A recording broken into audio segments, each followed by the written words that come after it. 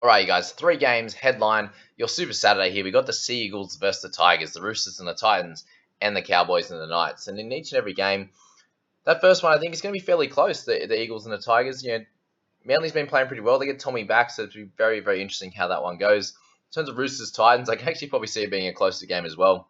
We saw what happens with the Dogs last night. After beating the Roosters, they come out and couldn't get up over the Raiders. So I think that's going to be closer than we think, with a couple of guys maybe standing out like Tedesco and Manu, these types of potential players. And then the Cowboys and the Knights. I think we're expecting a nice win from the Cowboys, hopefully, for my team there. But we'll go through these three in one go and give my standout guys and then a couple of intriguing ones for the individual matchups, I think. So I think Teddy is a really important player coming into this week. The 22.980 is obviously really expensive, but he's coming off 2 really, really strong games. And I think that's bringing him into some form the last few weeks. And even in a losing side, he was managed to get 83.9. So if they're able to come out and put up a few points against the Titans, I think Teddy could be a great selection for your side. Tommy's obviously the X factor this week, coming up against the Tigers, and his last 2 games before the injury was 50 and a 54.9, and Manly weren't playing that well. So with them playing actually pretty decent at the moment, he could come straight back in and dominate. But I also wouldn't be opposed of leaving him out for this first week anyway. Drinkwater's been really dominant. But the scores, they've shown that in two of the 4 weeks. Do you think he can continue to do that against the Knights, and they can put on a bit of a score against them? If you think so, I think Drinky would be a great option. Joey Manu is obviously another one at 17,440. Just has a bunch of low scores in him, so I think you could probably get a little bit more value elsewhere, but completely up to you. Val Holmes, this could be his week to shine. Obviously coming off a couple of lower weeks, but we've seen what he's been able to do in 3 of those first 8 games for sure. So 13,100 is obviously a solid option there.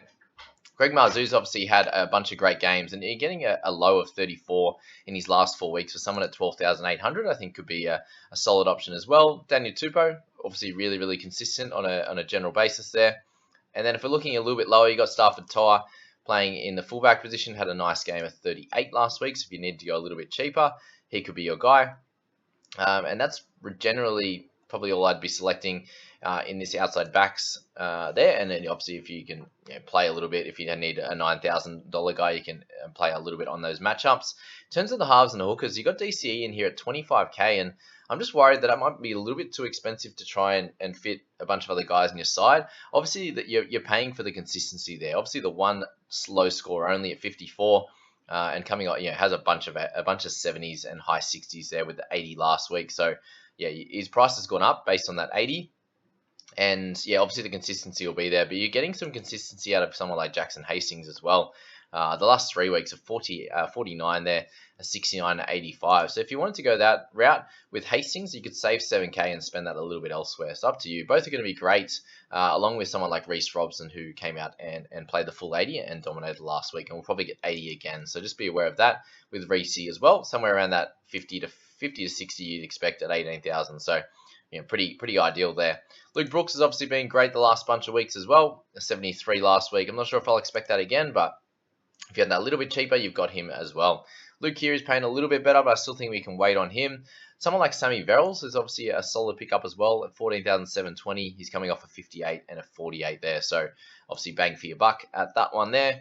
And a little bit lighter, you've got guys like Sammy Walker, everything that could come out and have a nice game there. And anyone lighter than that, you got Will Smith playing in the 6th role again, so he could, unless there's a late change. Will Smith got 40 last week, so 9,800. You could use him in the halves and the hookers, or potentially the flex as well. In the forward side of things, Tamalolo's obviously been really solid, but you can go a little bit cheaper. I think Clem's probably a big guy to play with this week, a 62.8 and a 72.9 in 2 of his last 3 games. He's been really, really dominant there. Alex Twiles had some big games as well off the bench, so he's got a low of 50 in his last 3 games. Ola Kawatu has also been playing really well the last 3 games for him. Anything over 60 there in those games, so you could do that. Ruben Cotter played 80 last week, so got through some big work for 76 points. There's plenty of guys in this top section here that you could pick, and I wouldn't be opposed of you picking any of them. You got Angus Crichton as well, who came in with a much better performance, and mainly base stats as well. So there's that. There's Joe Offengawe. I think Tupanua is probably a little bit too pricey now. So that anyone up to Offengawe is going to be pretty good in that first section.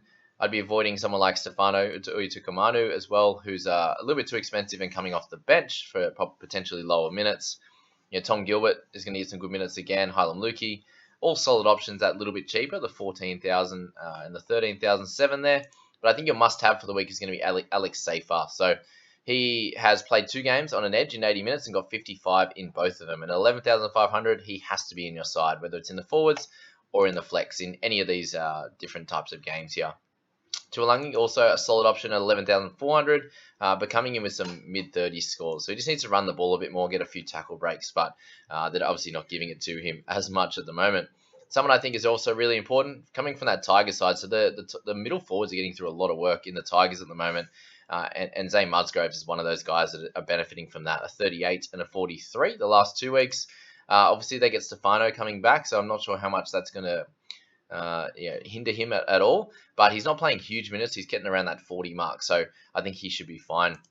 And the other sneaky one is Leo Thompson at 10,400. He's playing the 13 role this week with Kurt Mann out, so I'm not expecting anything above like the 40 minutes, but I think you can get somewhere in the 30s for Leo, and if he happens to get a few extra minutes, that could help you out as well. I suppose lastly, you could go with like a Sean Kepi, but he's had a few low scores, given he's got the start this week.